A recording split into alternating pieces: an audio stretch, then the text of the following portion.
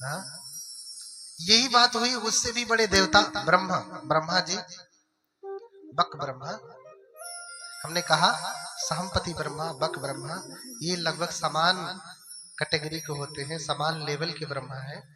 एक ब्रह्मा जो ज्ञान प्राप्ति पे आकर के निवेदन करते हैं, ये ब्रह्मा और ये बक ब्रह्मा, ये सामर्थ्य में दोनों बराबर है। बक ब्रह्मा के मन में ऐसा आया कि अरे मैं ही तो इस संसार का निर्माण करता हूं, प्रणेता हूं, आदि करता हूं, मैंने ही तो ये संसार बनाया है, मेरी ही मर्जी से तो सब कुछ चलता है। हाँ, एक पत्ता भी हिलता है तो मेरी मर्जी से हिलता है। ऐसा बैठ करके सोच करके बहुत प्रसन्न हो रहा है। उस समय भगवान भी आवर्जन कर रहे थे।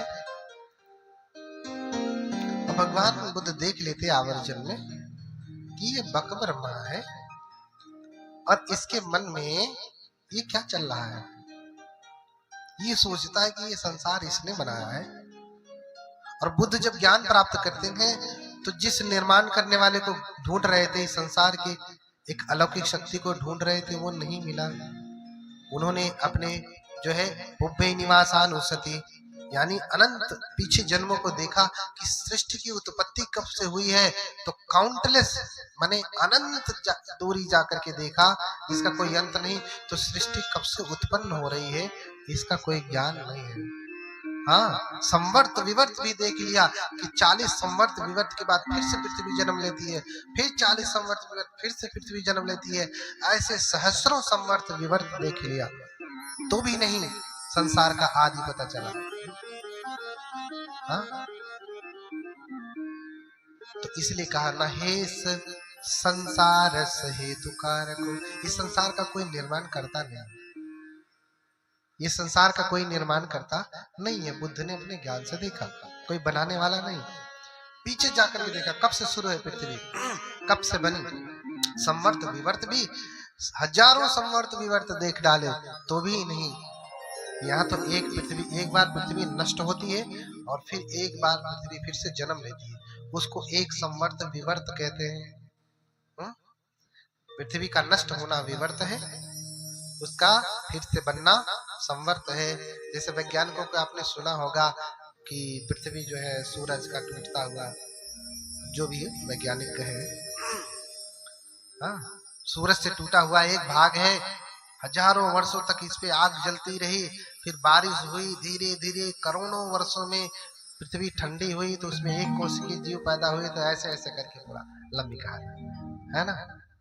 तो मान लीजिए ये भी एक बार पृथ्वी के बनने में लंबा समय लगता है, फिर नष्ट होने के बाद नष्ट होने में भी समय लगता है। तो ऐसे हजारों संवर्त विवर्त देखा भगवान बुद्ध ने, अनंत दूरी जाकर के देखा, लेकिन इसका कोई निर्माण करता नहीं।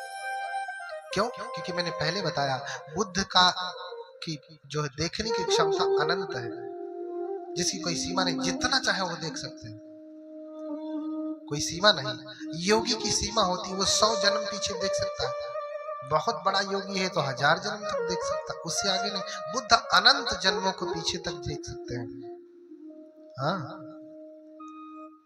बक ब्रह्मा अपने मन में सोच रहा है कि इस संसार को मैंने निर्माण किया है। अब क्यों ऐसा सोच रहा है, कथा थोड़ी ज्यादा लंबी है, क्योंकि पहली बार जब वो पृथ्वी पे आया 60 में समझ लीजिए, उसने देखा कि कोई जीव नहीं है। उसने कामना किया कि मेरे जो है काश कोई और होता मेरे साथ, तो और दूसरे लोग आए। तो दूसरे लोग आए, देखे तो ये पहले से था। महाब्रह्म जो है ब्रह्मजाल सूत्र में पूरा वर्णन है। दूसरे आए तो देखे अरे ये आदमी तो पहले से, तो ये बड़ा यही बनाने वाला। फिर तीसरे आए, चौथे आए, लंबी कथा है। बक ब्रह्मा